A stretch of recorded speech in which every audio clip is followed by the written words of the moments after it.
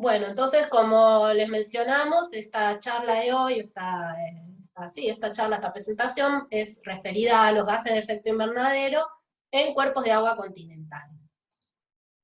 Un poquito acá, esto seguramente lo tienen recontra sabido, que es el efecto invernadero, que es un proceso natural que ocurre y que tiene que ocurrir en la Tierra para que no se vaya toda la energía que irradia desde el Sol. Entonces existe esta capa atmosférica compuesta por muchos gases, los cuales retienen la radiación que emite el Sol y hace que tengamos la temperatura que tenemos en la Tierra y que que se puedan cumplir todas las funciones que naturalmente permiten la vida como la conocemos. Si no estuvieran, se irían toda esa radiación. Entonces es un proceso natural. Y si bien está dado por muchos gases, los más importantes son el dióxido de carbono, el metano y el óxido nitroso. El dióxido de carbono y el metano son en los cuales nosotras en el laboratorio nos hemos dedicado a trabajar principalmente, que son los gases que contienen carbono. Entonces también tienen importancia porque forman parte del ciclo del carbono global. Entonces, estos son gráficos que saqué de la página del IPCC, que si quieren se pueden meter a mirar, que está muy buena la página y tiene lo que le dicen Special Report y también tiene lo que son como resúmenes para tomadores de decisiones, entonces están, algunos incluso también están en español, en castellano, entonces se pueden meter a mirar y tiene mucha información muy interesante. Pero bueno, es básicamente para mostrarles lo que se ve, cómo se registra que fue aumentando la temperatura de manera anómala en las superficies terrestres y oceánicas, después también cómo se ve cómo fue aumentando en promedio el nivel del mar, y acá las emisiones de dióxido de carbono, la concentración, perdón, de dióxido de carbono y de metano en la atmósfera, que es lo que nos interesa a nosotros en particular. En verde es el dióxido de carbono y en naranjita es el metano. Entonces se ve como a partir del año 50 más o menos se acelera bastante las emisiones, eh, la concentración, perdón, atmosférica de estos dos gases. Y en el Special Report que está publicado en la página esta de la IPCC del 2019, directamente dicen que se estima que las actividades humanas han causado un calentamiento global de aproximadamente 1 grado con respecto a los niveles preindustriales, con un rango bueno, de 0,8 a 1,2, y es probable que el calentamiento global llegue a 1,5 entre 2030 y 2052. O sea, esto está bueno porque vieron que siempre hay discusión sobre si el calentamiento global es un proceso natural, que seguramente tiene algo de natural, pero ya desde el IPCC están diciendo que, bueno, ya se sabe que el factor humano acelera este proceso y causa este proceso de calentamiento global. Entonces, en este contexto de calentamiento global dado por condiciones humanas, empezó a surgir la importancia de ver qué rol cumplían los cuerpos de agua en el balance global de carbono, si tenían alguna función. Porque hasta más o menos el año 2005-2007 se consideraba que los cuerpos de agua eran solamente tubos, es decir, que dentro de esos cuerpos de agua, en los ríos, en las lagunas, en los lagos, no había reacciones, no había ningún proceso que hiciera que aumentara y que se produjeran emisiones o que actuaran como sumidero de estos gases. Entonces se los consideraba como tubos neutrales. Entonces, por ejemplo, si entraban 0,9 serían pentagramos de carbono, lo que salía era la misma cantidad, o sea, no ni aumentaba ni disminuía. Pero en este trabajo, que es bastante importante, de Cole en 2007, estaba en 2007, ellos plantean que no es así, sino que son reactores. Es decir, que hay procesos de sedimentación del carbono, hay procesos de evasión de carbono, y que en definitiva lo que sale no es la misma cantidad que lo que entra. Entonces se dice que son activos, que son reactores, y que hay que empezar a medirlos y a tenerlos en cuenta en los balances globales del carbono. Y de vuelta, si volvemos a la página del IPCC, en esta gráfica sobre balance global del carbono, ahí se ve que ahora actualmente sí están metidos en la superficie del océano, y también lo que son los ambientes acuáticos de agua dulce, sí, los cuerpos de agua dulce. Lo que se exporta desde los suelos hasta los ríos, lo que sedimenta, y lo que outgassing, que sería lo que emite. O sea que ya están incluidos, y por eso nosotros desde nuestro laboratorio, en el marco de que hay un montón de investigaciones que están midiendo estas emisiones, decimos, bueno, ¿qué pasa con los cuerpos de agua de los ambientes de Argentina? Perdón, te hago una preguntita, Lau. En el Sí, esquema anterior, sí. de las flechas de los balances que vemos que hay como una partecita en negro y el otro en rojo, lo otro es como lo que se le suma a partir de la Ah, revolución industrial, ponele. la verdad no sé, esto de acá decimos. Claro. Y no sé, la Ahí verdad. arriba dice algo del Rayos incremento atmosférico, atmosféricos. no llego a leer bien, pero viste Ah, sí, arriba Sí, dice, sí, incremento atmosférico promedio de 4. Sí, Por parece ahí ser sabés eso. que capaz que es, pero me fijo y se los digo después. dale. Capaz que es como la predicción de lo que va a aumentar, me parece. La predicción de cómo va. Ah, ok, ok, ok. Por ahí es la predicción, porque como está en rojo, pero me fijo, porque no tengo acá el Sí, epígrafe. dale, dale. Gracias.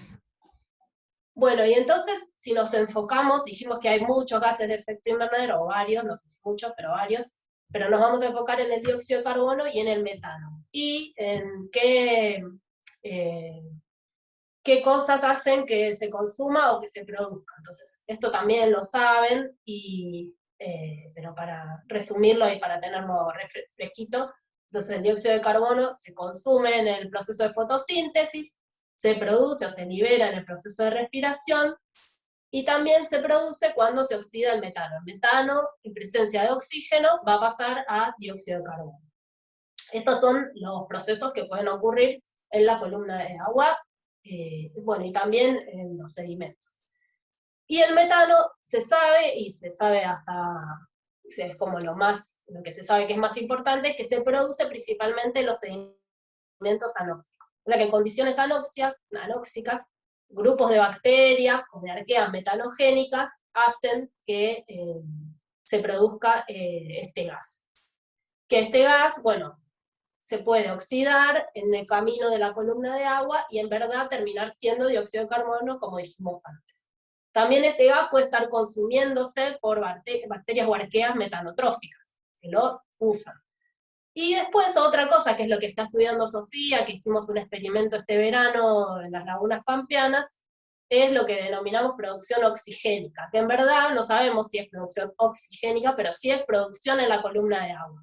No es producción en los sedimentos, como era antes, como que se pensaba que era el único lugar donde se podía producir, y hubo un par de trabajos que hicieron experimentos y mostraron que en la columna de agua sí puede haber producción oxigénica, pero lo que está en duda es que quiénes producen ese metano, ¿no? Sofi, ¿querés contar algo más de esto, si te animás, de la Sí, producción? sí, sí, se le dice producción oxigénica porque es un proceso que se sabe que ocurre en la columna de agua donde hay oxígeno. El tema es que lo que no se sabe bien es si ese metano está siendo producido por las arqueas metanocas que se encuentran asociadas como a micronichos anóxicos asociados al filáncton, o que, por ejemplo, el fitoplancton, como seguro ya vieron, puede, no sé, tener estructuras con mucílago, y ahí pueden darse unos pequeños sitios donde no hay oxígeno, donde se pueden albergar estas arqueas metanogénicas y estar produciendo metano, pero a la vez hubo un trabajo que se publicó el año pasado, donde vieron que las cianobacterias, ellas mismas pueden producir metano. Entonces, o sea, se sabe bastante que evidentemente hay una producción de metano en la columna de agua, y posiblemente sean parte por el fitoplancton, pero también puede ser que esté ocurriendo por parte de estas arqueas metanogénicas que se asocian al fito. Y parece que es una producción bastante importante, o sea, no sé qué porcentaje, pero suma bastante a lo que además produce en los sedimentos. Y bueno, y este verano Sofía hizo un experimento en las lagunas pampeanas que, de qué manera podíamos probar que hubiera producción en la columna de agua. Entonces lo que se hizo es ponerse unos mesocosmos, que son como unas bolsas de un plástico bien grueso que impide que entren gases por difusión, aislamos una porción de esa columna de agua, es decir, que no tenía sedimentos. Entonces estábamos in situ, se ponen en la laguna, y se empiezan a medir, se mide el metano y el dióxido de carbono a lo largo de una serie de días. Entonces vemos, por decirlo de una manera simple, no es tan así, porque pues hay que hacer como estadística un poco más compleja, pero lo que ves es que si ese metano inicial sube o disminuye a lo largo de ese periodo de tiempo que vos estás viendo. Como vos aislaste esa columna de agua y no tiene influencia del sedimento, si hay cambios van a estar dados por cosas que pasen en la columna de agua y no por cosas que pasan en los sedimentos. Y ella todavía está analizando esas muestras y haciendo cuentas y haciendo la parte más compleja que es la parte estadística, pero ya se ve que sí, que aparentemente hubo producción de metano en la columna de agua. Así que bueno, son resultados muy interesantes que probablemente el año que viene los publique, o el otro. Perdón, quiero hacer una pregunta Sí. muy interesante todo esto, y el tema de que se llame producción oxigénica es por esto que habían comentado de que es en la columna de agua que hay oxígeno. Pero para que se produzca metano, estas arqueas metanogénicas sí o sí tienen que estar como en una condición anóxica, ¿verdad? O pueden estar, o sea, eso como que me generó medio confusión entre si es oxigénica pero necesitan anoxia. En principio necesitan condiciones anóxicas. Se cree que están más cómodas cuando hay poco oxígeno. Pero, como todo en la biología no es blanco-negro, tienen un rango de tolerancia. O sea, puede haber un poco de oxígeno y pueden funcionar igual. Pero de todas maneras, si hay producción de gas metanogénicas en la columna de agua, probablemente sea asociado a estos micronichos anóxicos, es decir, a sitios donde haya poco oxígeno. Ah, ok. Y después, además, está el tema de la producción de metano por parte del fitoplancton. Claro, Ah, ok. Ya es como con es algo que oxígeno. todavía no se sabe bien, por ahí tendría que haber puesto producción de la columna de agua, y bueno, ahí dejamos abiertas las dos alternativas. Entonces, Claro. después cuando se los mande, si quieren, para que no se genere confusión, sería producción de la columna de agua. Y es esto, es una cosa que ya les digo, se están publicando trabajos ahora, el año pasado, como que están encontrándose cosas nuevas todo el tiempo, así que bueno, es un tema de lo último, digamos, que se está viendo en este tema. Genial.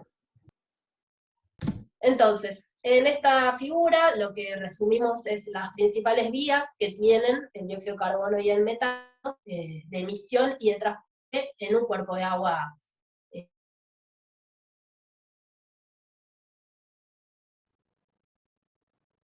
Principalmente el metano se genera en los sedimentos por descomposición de la materia orgánica, y luego puede llegar a pasar a oxidarse en la columna de agua en presencia de oxígeno y formar dióxido de carbono, y dependiendo de la concentración, ya sea del dióxido de carbono en la columna de agua, puede ir hacia la atmósfera por difusión.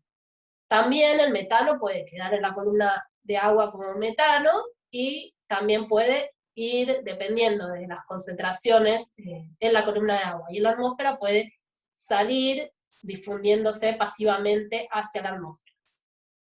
También hay otra vía muy importante para el metano, que es el burbujeo, que muchas veces lo que pasa es que el metano se forma acá en los sedimentos y la concentración se hace tan grande que se forman burbujas que salen directamente hacia la atmósfera y no interactúan en la columna de agua, sino que quedan como atrapado ese metano dentro de la burbuja. Entonces, lo que veíamos el otro día con las que nos metimos con los waders caminando en la reserva, ahí cuando hicimos la bajadita, que dábamos 3 pasitos y se veían las burbujas, con Janet y Antonella creo que también. Bueno, esas burbujitas es esto, es que estábamos removiendo sin querer por pisoteo el sedimento, que había metano, y entonces salían esas burbujitas. Pero eso, aunque no estés removiendo, en algún momento van a salir. Parte se va a disolver y va a quedar en la columna de agua, parte va a salir por difusión y parte va a salir como burbujas. Otra cosa es que si se fijan acá hay columnas con flechas que van y que vienen, o sea, va a depender la diferencia entre lo que hay disuelto en el agua y lo que hay en la atmósfera para que el sentido de esta flecha para que se defina cuál va a ser el sentido de esta flecha, porque si la concentración es mayor adentro de la columna de agua que en la atmósfera, va a salir. Si es al revés, si hay más en la atmósfera que en la columna de agua, va a ingresar en los gases. Te hago una También, pregunta, sí, perdón, por ahí es básica. El dióxido de carbono, bueno, puede difundir o también se puede consumir por la fotosíntesis, ¿no?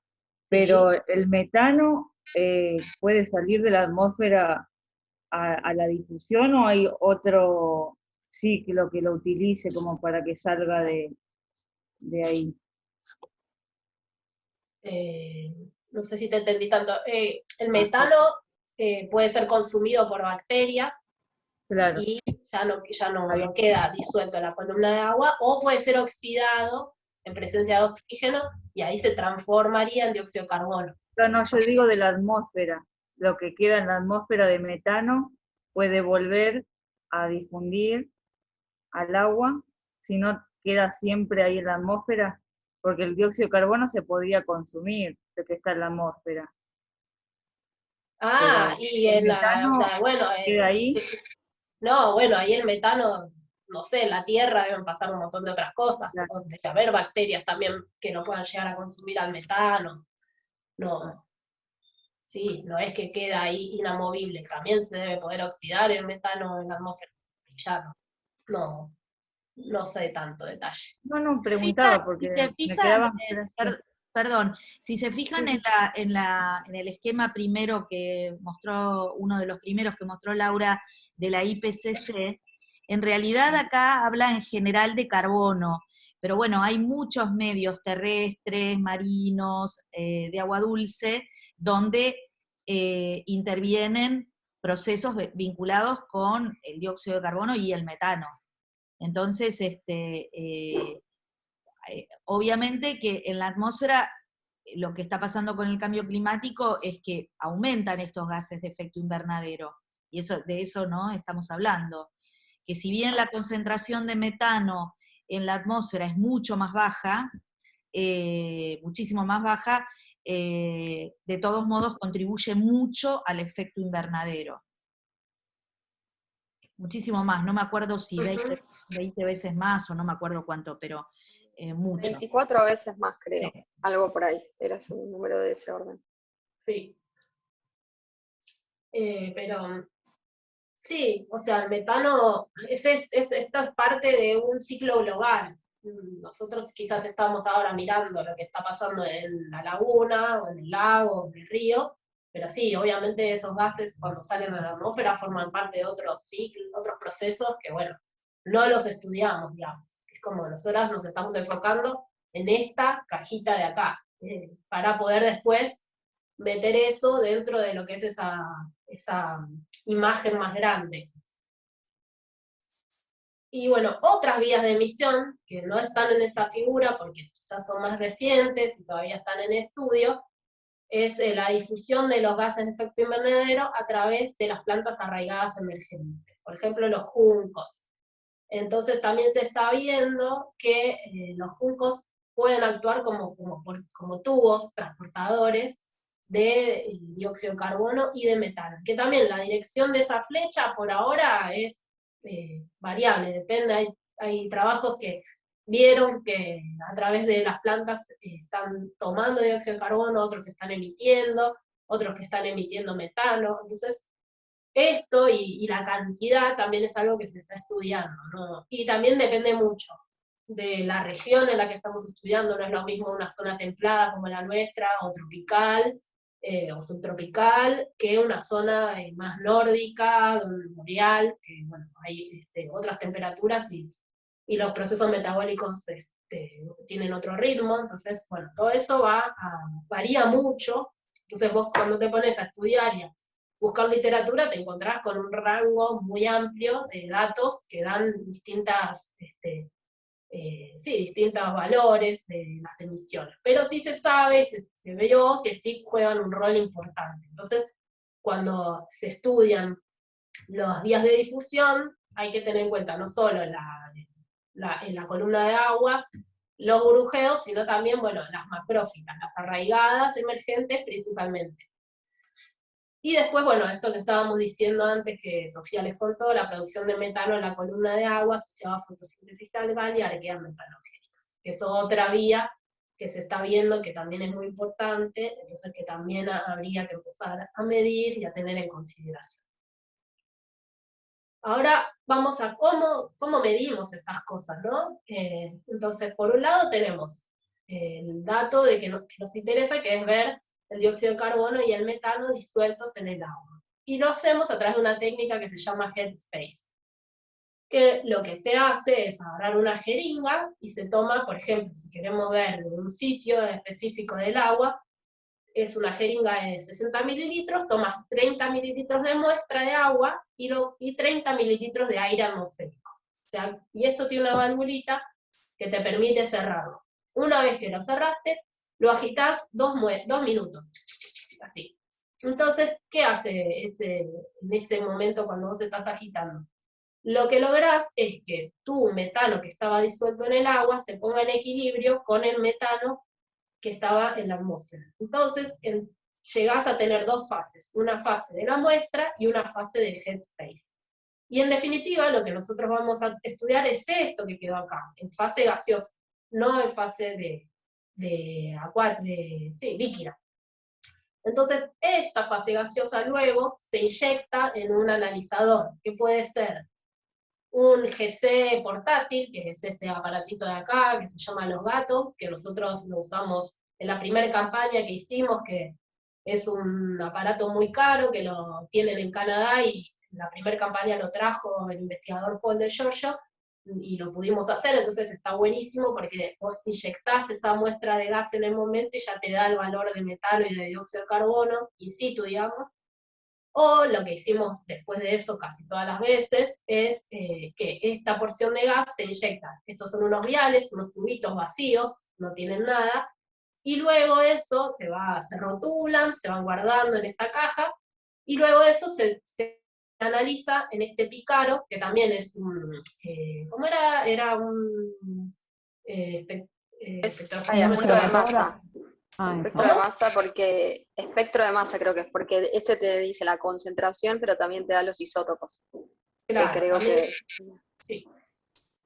Entonces, se inyecta cada muestra, y te va dando la concentración que había de dióxido de carbono, de metano, o sea, la presión parcial, y como dijo Sofía, los isótopos, que también te permiten después analizar, para decirlo de una manera así como medio simple, de dónde viene ese carbono, ¿sí? Más o menos puedes rastrear si ese carbono estaba ahí hace mucho tiempo, o si es un carbono producido fresco, o si ya viene de, por ejemplo, también si es más terrestre, o si es netamente acuático, te da como, esa señal isotópica te da pistas de eso. También es importante ver, bueno, de dónde viene ese carbono que estamos analizando. Entonces, una vez que tenemos las presiones parciales de dióxido de carbono y de Una metano... consulta medio paga por ahí. Pero ese valor que te da de concentración en la parte gaseosa, digamos, lo tenés que multiplicar por 2. En realidad, bueno, me olvidé de decirlo, después eso se corrige por, tenés que tener en cuenta la presión parcial atmosférica del gas, tenés que tener en cuenta la temperatura del agua, y la temperatura, después de agitar la muestra, se toma la temperatura, y se hace una relación la relación es de 1 en 1, porque como tenés 30 mililitros de agua y 30 mililitros de gas, la relación en realidad en ese caso es de 1 en 1. Pero sí, hay que corregirlo. O sea, el dato que te da el aparatito, después lo tenés que hacer algunas cuentas, se tienen en cuenta constantes de gases ideales, tienen en cuenta esto que les digo, la temperatura antes y después de agitar, porque cambia el factor de... no me sale la palabra, la disolución del gas en el agua, depende, la solubilidad, depende de la temperatura, y bueno, y eso. Una cosa, Lau, que también se toma una muestra, con las jeringas se toma una muestra del aire solamente, y eso se inyecta en un vial también para analizar qué es lo que hay en el aire para comparar, ¿no? Claro, para descontarlo, básicamente. Perfecto, gracias. Perfecto. Sí, exactamente, eso es importantísimo porque cada día que vas a muestrear, si bien la presión parcial en la atmósfera es relativamente constante, es importante tener el dato de ese día para después poder hacer estas correcciones y además para poder comparar lo que les iba a mencionar ahora, que es, dependiendo de esa concentración que obtenés o esa presión parcial, por decirlo más correctamente, de dióxido de metano, y la presión parcial en la atmósfera, vamos a poder determinar entonces si ese cuerpo de agua va a estar emitiendo o va a estar captando alguno de esos dos gases. A veces pasa que están emitiendo los dos gases y a veces pasa que está. Si es un cuerpo de agua que tiene, por ejemplo, mucho fitoplancton y lo tomamos en un momento del día que, no sé, que hay mucha luz y hay calor, está fotosintetizando, entonces pasa por ahí que está tomando dióxido de carbono, pero está emitiendo metano.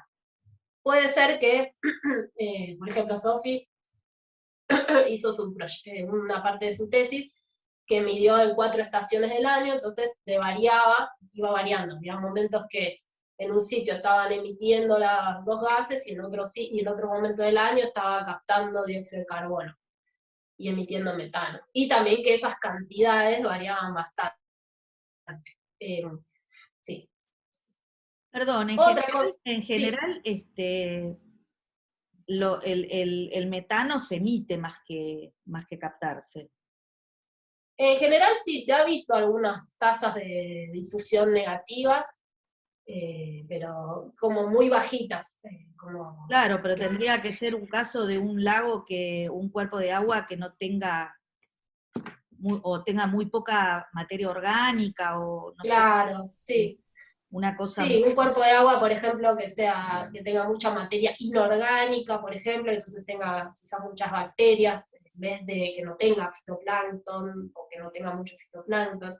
Yo vi el otro día justo un trabajo que reportaban valores, pero que me llamó la atención, pero eran valores igual bajitos, no eran así como que estaba tomando. Sí. Por lo que yo metano. vi, en general son emisiones. Sí. Y bueno, En después cambio, el otra... dióxido de carbono, perdón que me metí, Sí, no, dale. el dióxido de carbono está mucho más ligado a los procesos biológicos de fotosíntesis y respiración, como se pueden imaginar. Sí, tal cual. Bueno, entonces otra cosa que medimos es tasas de difusión. Lo otro era presiones parciales, o sea, cuánto había disuelto en el agua. Acá vamos a medir directamente la tasa en la que se está difundiendo. Si es una tasa positiva, está saliendo gas. Si es una tasa negativa, está ingresando gas. Entonces lo que hacemos es llevamos este aparatejo, que es una camarita, le decimos cámara, que simplemente es un flotador, y esto acá lo que nos permite es aislar una porción de atmósfera. Entonces tiene esta válvula o esta llave que lo que hacemos es cerrarlo, acá tiene un termómetro adentro, entonces vamos midiendo la temperatura, el sensor está adentro, pero el display está acá afuera, y vamos, una vez que cerramos en la cámara, vamos tomando con una jeringa muestras del aire que está acá metido. A 0, a 5, a 10, a 15 minutos, vamos haciendo una curva. Luego eso se guarda en estos viales, o si tenés el aparatito los gatos, lo podés hacer in situ en el momento, pero bueno, mayormente lo hicimos así. Luego vas rotulando cada tubito, va a ser a 0 minutos, a 5 minutos, a 10 minutos, y luego se analiza de vuelta en este picaro que nos da la concentración que había acá adentro. Y este era un ejemplo de Chascomús, como se ve, por ejemplo, que de 400, este es el dióxido de carbono medido, bueno, en aguas abiertas y entre juncos, pero se ve cómo va aumentando el dióxido de carbono que había adentro de la camarita. Entonces, básicamente, la tasa de difusión también se corrige después por la presión atmosférica y por la temperatura que va aumentando acá adentro, porque bueno, uno lo cierra y esto va aumentando, entonces la temperatura hay que corregir, pero lo que básicamente obtenés es que la pendiente de esta curva va a ser tu flujo, tu tasa de, ya sea si es positiva de emisión o si es negativa de que está capturando ese gas. Una consulta. En este caso que se ve que parecería que en aguas abiertas la tasa de emisión es mayor, entonces, si bien en los juncos también se observa como que hay un flujo, digamos, positivo hacia la atmósfera. Se podría pensar como que están actuando como reteniéndolo más porque es menor la emisión. Mira, ahí, así como está, mucho no podemos decir, porque en verdad ese dióxido de carbono que dice juncos, si no me acuerdo mal, lo que hacíamos era corríamos los juncos y metíamos la camarita entre los juncos. O sea, los juncos no están metidos adentro de la cámara en este En caso. esa atmósfera, ok. Es solo, claro, es solo lo que está emitiendo el agua que está metida entre los juncos. Puede ser, por ejemplo, que al estar entre juncos el agua no tenga tanta turbulencia, no se esté moviendo tanto, y también sea que el flujo sea más bajito. Pero a la vez hay que ver si esto es significativo, ¿no? Tampoco Pero sabemos. además me parece que lo que hay que mirar es la pendiente, porque en realidad empiezan de valores distintos. Claro, por eso, pero la curvita esta más gordo, bueno, los colores son medio parecidos.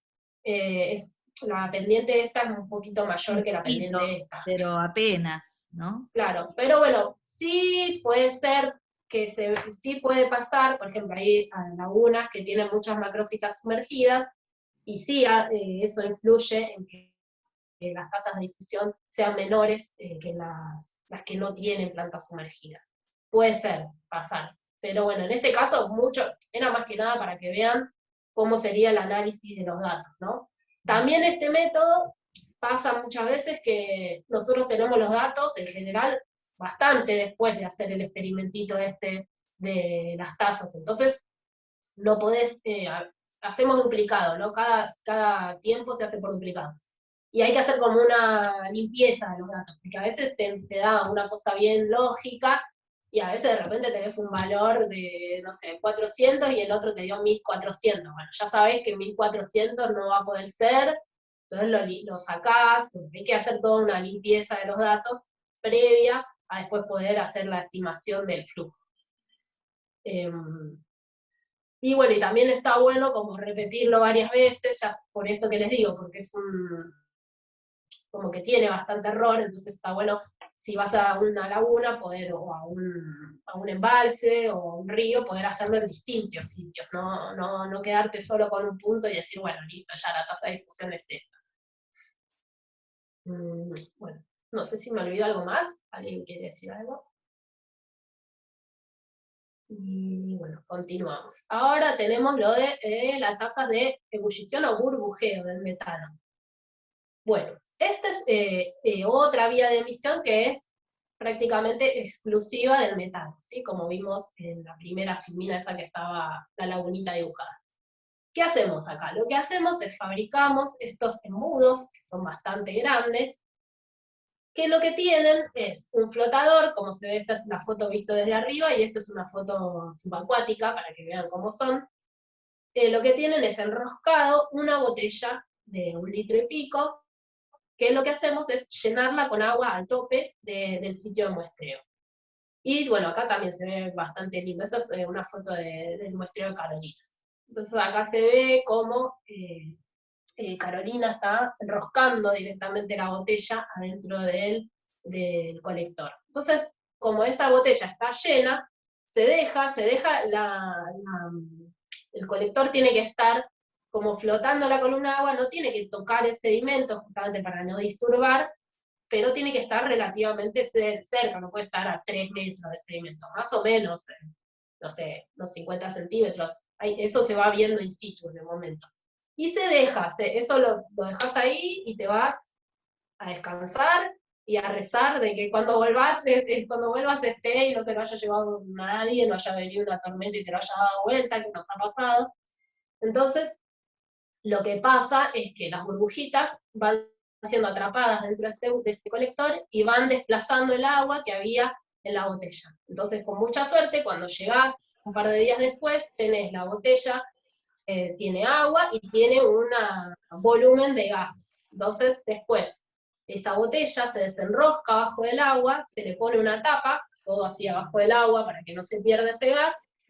Esa tapa tiene 2 válvulas, que bueno, no puse ninguna foto ahí, pero que te permiten extraer ese gas con una jeringa. Entonces, cuando extraes ese gas con la jeringa, también lo inyectás en los viales vacíos y se analiza con el picaro. Que lo que te dan, la información que obtenemos en definitiva de este procedimiento es el porcentaje de metano que hay en las burbujas. Después, conociendo la cantidad de días que dejamos ese colector, podemos hacer una estimación del flujo que se emite por burbuja.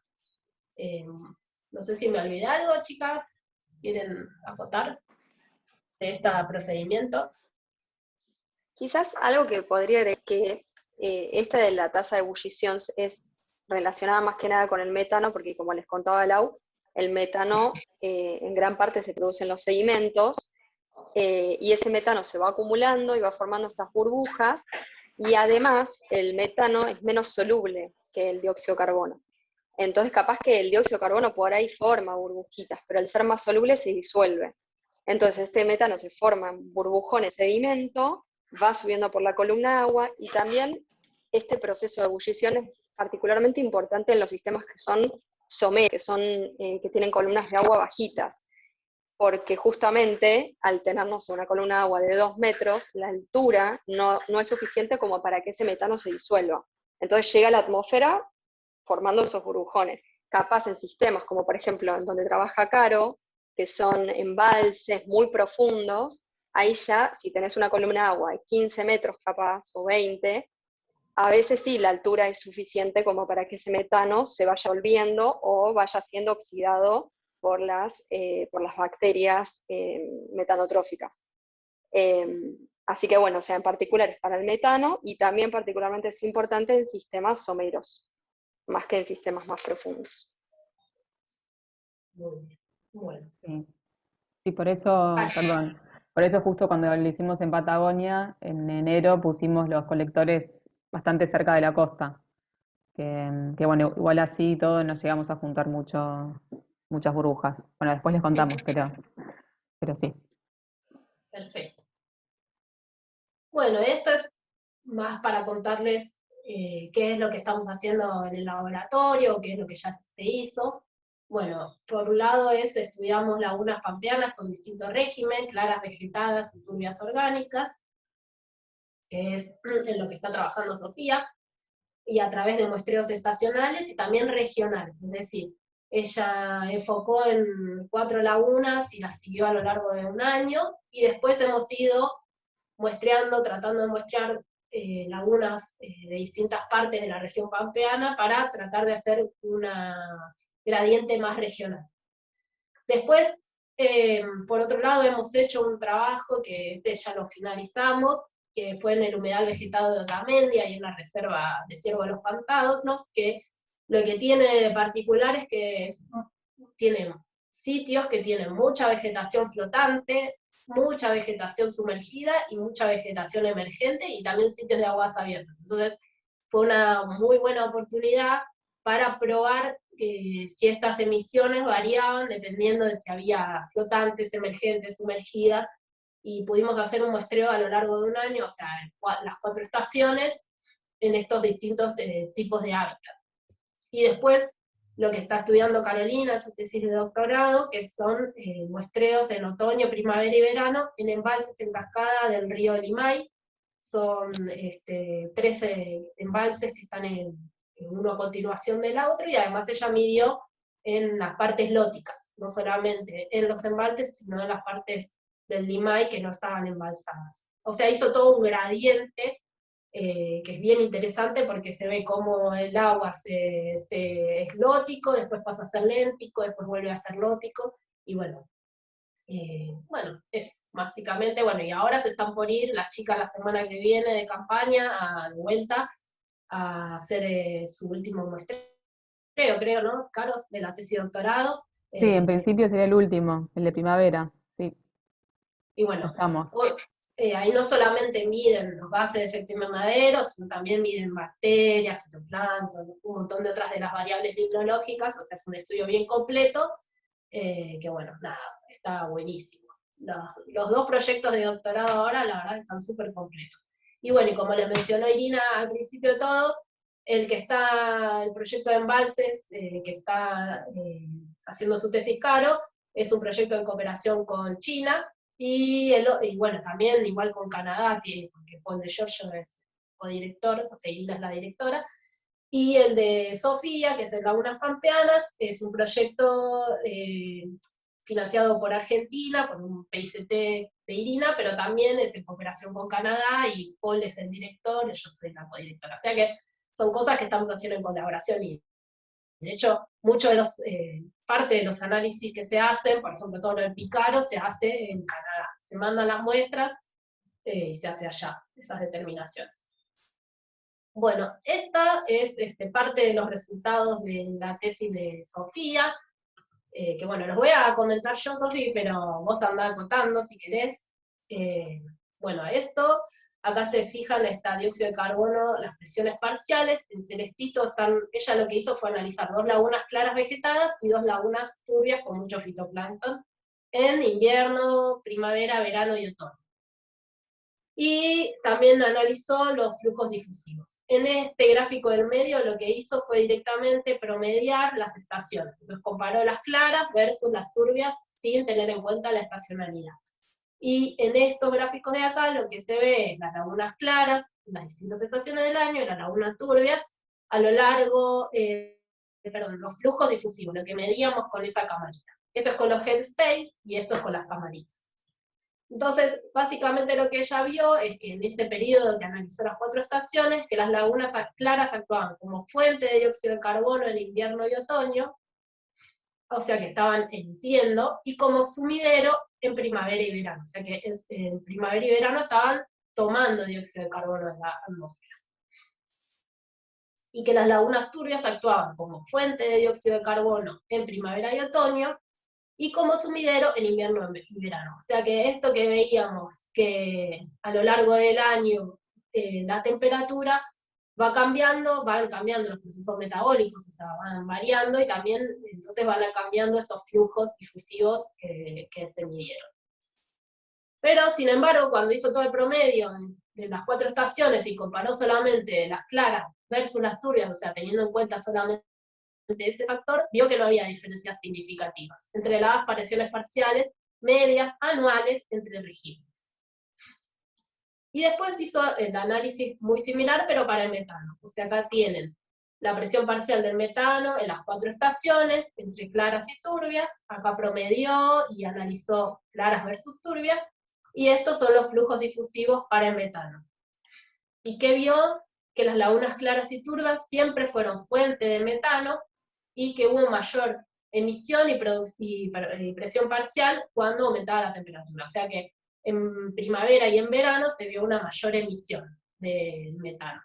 Tiene bastante lógica eso.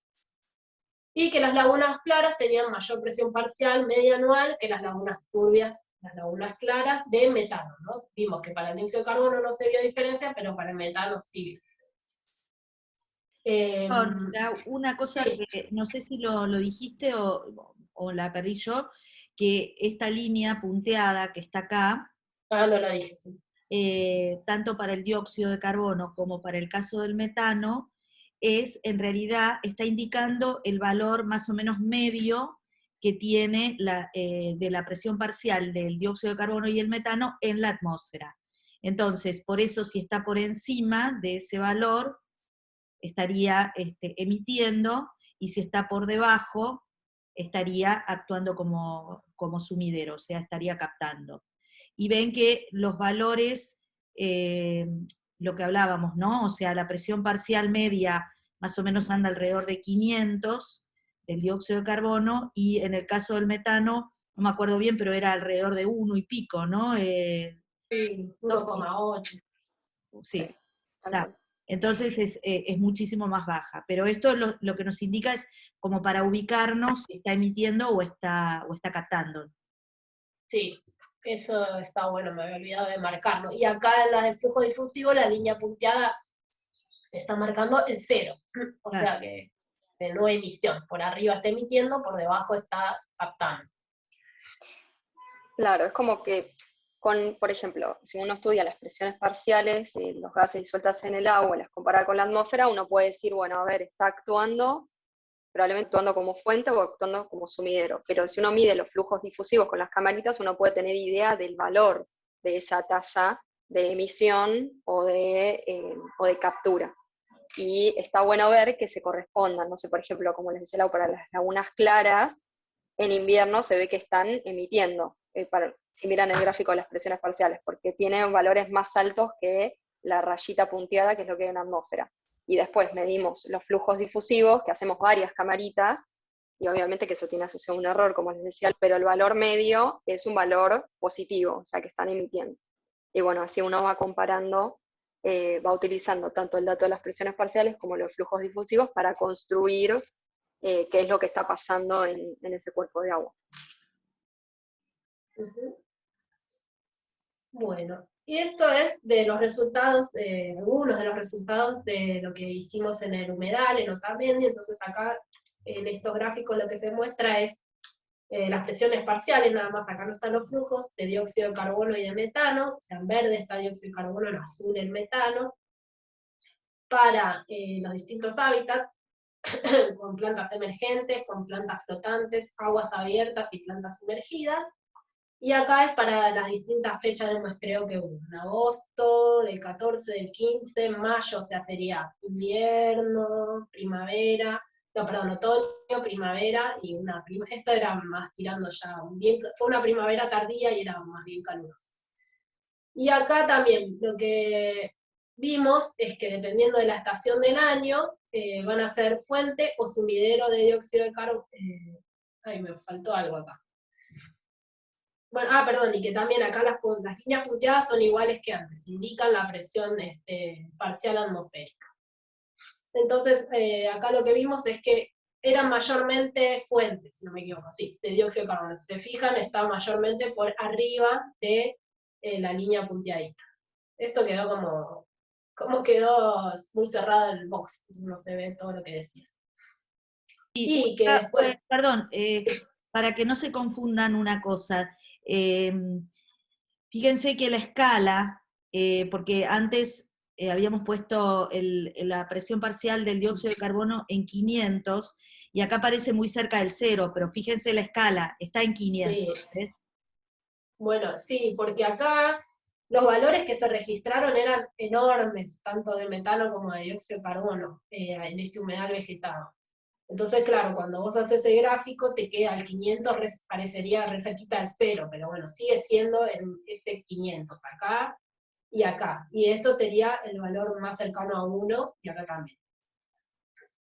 Y entonces después, independientemente, o sea que el dióxido de carbono varía dependiendo de la estación del año y del sitio en que sea fuente o sumidero, pero principalmente vimos que estaban emitiendo dióxido de carbono. Y después, en relación al metano, independientemente si era una estación con macrófitas sumergidas, emergentes, flotantes o aguas abiertas, siempre estaba emitiendo metano.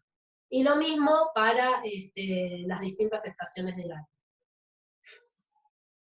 Y lo que hicimos también en Otamendi, que fue como un experimentito chiquitito ahí in situ, fue poner las cámaras estas que les mostrábamos para medir los flujos, arriba de como un tapete de macrófitas flotantes que había, que se ve acá, todo estaba bien cubierto, y medimos el flujo. Entonces, cuando estaban las macrófitas flotantes, el flujo de metano incluso era negativo, porque está todo completamente tapado, y el flujo de dióxido de carbono era muy cercano a 0, muy bajito. Pero después abrimos, ¿sí? Sacamos las macrófitas y hicimos una segunda medición, y ahí vimos cómo aumentaba, y había una gran liberación tanto de metano como de dióxido de carbono al remover las macrófitas. Y esto es importante porque estos humedales que tienen tanta vegetación, actúan estas macrófitas que son flotantes como si fuera un tapón. Entonces se genera abajo de la columna de agua donde están estas zonas tan cubiertas, condiciones donde se produce mucho metano, y donde también se va acumulando mucho dióxido de carbono, pero se mueven estas macrófitas. Entonces puede haber una sudestada, un viento muy fuerte que haga que estas macrófitas se retiren, se vayan hacia otra orilla, y se liberen estas grandes cantidades en muy poquito tiempo. Entonces esto como que tiene una importancia en la dinámica de estas emisiones. Por eso también lo habíamos medido. Y bueno, y después lo último de resultados que habíamos seleccionado para mostrar eran los resultados de la tesis de Carolina, del muestreo que hizo en enero del 2019. Acá están los 3 embalses, Aricurá, Piedra del Águila y Ramos Mejía. También metano disuelto, dióxido de carbono disuelto, y acá tienen los flujos difusivos de metano y de dióxido de carbono. También las líneas punteadas, acá señalan la concentración atmosférica de metano y de dióxido de carbono, y lo que ella observó es que había una mayor concentración de metano en los embalses que en la atmósfera, o sea que estaba habiendo una emisión en estos en los 3 embalses. Y también vio que, bueno, lo mismo lo vio para los flujos difusivos, que los flujos difusivos dieron por encima de 0, o sea que también se correspondían ambos resultados, de las presiones parciales con los flujos difusivos para el metano. Y para el dióxido de carbono, vio que había mayor concentración en la atmósfera que en los embalses, o sea que estarían capturando, según las presiones parciales, para los 3 embalses, y también eso se correspondió con lo que vio para los flujos difusivos. Excepto acá en Aricurá, ¿no? Que te dio positivo. Sí. Y bueno, entonces también pudo estimar las cantidades que estaban emitiéndose, no solamente que son positivas o negativas, sino también las cantidades. Eso es otro dato que importa mucho. Y esto es un grafiquito que lo que muestra es estos datos promedios del flujo difusivo versus la presión parcial del dióxido de carbono, en relación a datos que hay del hemisferio norte, básicamente, que los puntitos azules son flujos de dióxido de carbono de lagos, los verdes son de río, los negros son de embalse de castorera. ¿Vieron los castores cuando embalse que se ponen, que hacen esos embalses naturales? Bueno, también hay mediciones de ahí, y el rojo de otros embalses más del norte, y era para poner en contexto los datos que nosotros fuimos relevando en estos años. Entonces, Otamendi es bastante extremo en sus datos de flujos y de presiones parciales. Las lagunas pampeanas están ahí más en el medio, y el embalse Anicurá está un poquito más parecido a los lagos del hemisferio norte. Y esto es lo mismo, parecido, nada más que para el metano, o sea, flujo de metano y presión parcial del metano, y de vuelta Otamendi se ubica bastante extremo, más parecido a lo que eran las castoreras que a las lagunas. Las lagunas pampeanas, los valores son más parecidos, pero a los valores más altos de las lagunas, y el embalse a valores más bajitos de los reservorios, los embalses que se registraron en otros sitios. Es como para ponerlo un poco en contexto de otros datos. Bueno, nuestros datos son estos, pero bueno, ¿cómo se comparan con datos de otros lugares del mundo? Perdón, un comentario quería hacer. Si se fijan, en esta diapositiva, si comparamos esta con la anterior, si bien esto es muy preliminar, ¿no es cierto? Porque estos puntos que están acá puestos en estos gráficos son de muchos estudios diferentes, y bueno, nuestros datos, bueno, los de las lagunas tenemos más datos, pero los del embalse de Patagonia lo que está procesado acá fue de una sola campaña, ¿no? Y Otamendi, bueno, tenemos algunas. Pero si se fijan, en el caso del dióxido de carbono, los flujos de las lagunas están más como los lagos, ¿no es cierto? Como dijo Laura. Pero si se fijan en el metano, porque el dióxido de carbono dependía mucho más de la estacionalidad, pero si se fijan en el metano, que siempre era como que estaban emitiendo, las lagunas están más cerca de los embalses que emiten, ¿no? O sea, están bien cerca de los puntos rojos, que son los embalses donde se ha visto mucha emisión, porque los embalses de la Patagonia, en el río Limay, son embalses muy particulares. Tienen valores muy bajos, aparentemente, deben tener seguramente valores muy bajos de emisiones, porque son, por la zona en la cual están, que es una zona muy árida, hay en realidad un poco aporte de materia orgánica, pues está en la parte más de Patagonia árida, son embalses viejos también, que en general ya la materia orgánica se descompuso, digamos, todo lo que podía haber habido ahí abajo. Entonces, y además son lugares relativamente fríos, y el río Limay es un río muy oligotrófico, entonces son embalses que realmente tiran más a oligomesotróficos, que estarían más abajo, y no se ubicarían tanto con los puntos rojos de los embalses que están más eutroficados, que está mostrando esta figura, que son dentro de los sistemas que emiten mucho, porque realmente los embalses emiten mucho, al igual que las castoreras, por ejemplo, ¿no? Y una cosa que me pareció interesante, si volvés 2 diapositivas atrás, es que esto no lo había analizado con tanto, bueno, igual es preliminar, ¿no? Pero si miramos los flujos difusivos del dióxido de carbono, es interesante que hay como un gradiente exactamente en el sentido que está ubicados en el espacio. Es decir, que el que tendría más captura sería el Ramos Mejía, por lo que se ve ahí. Sí, Y eso sí. es bastante lógico, porque estos son datos de verano, y justamente el embalse Ramos Mejía es el que presenta a veces más desarrollo de fitoplancton y como ciertas floraciones. Capaz que está viendo alguna relación con la producción primaria ahí. Claro, sí, está bueno. Sí. Sí, Recién me doy cuenta de esto. sí, yo también no lo había analizado tampoco, pero sí se ve como una escalerita perfecta, Sí. porque justo el Aliculá está más río arriba, después viene el Piedra del Águila, después Ramos Mejía más río abajo, y hay como un gradiente de estado trófico. Igual tenemos que analizar datos ahora las chicas se van de nuevo, y tenemos las de otoño también para ver, pero es interesante ver eso. Perdón. Sí. No, perfecto, yo tampoco lo había visto. Bueno, y creo que eso era todo. Ahora lo que tenía para compartirles era... ay, vale. Me dio mareado con los comandos, ahí está. Unos videitos, si tienen ganas. No sé si tienen alguna pregunta. Y si no, les mostramos unos videitos de los sitios de muestreo. Ahí Antonella quiere... ¿O levantaste la mano? No.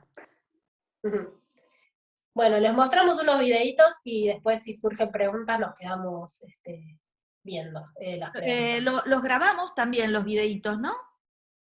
Sí. O dejo de grabar. Como no sé cómo va a salir lo de los videitos. Entonces, si querés dejar de grabar. Sí. Porque igual después se los mando los videos. Así que... Está bien. Entonces dejo de sí, se solía trabar cuando teníamos el recording. Sí. Entonces lo paramos la grabación.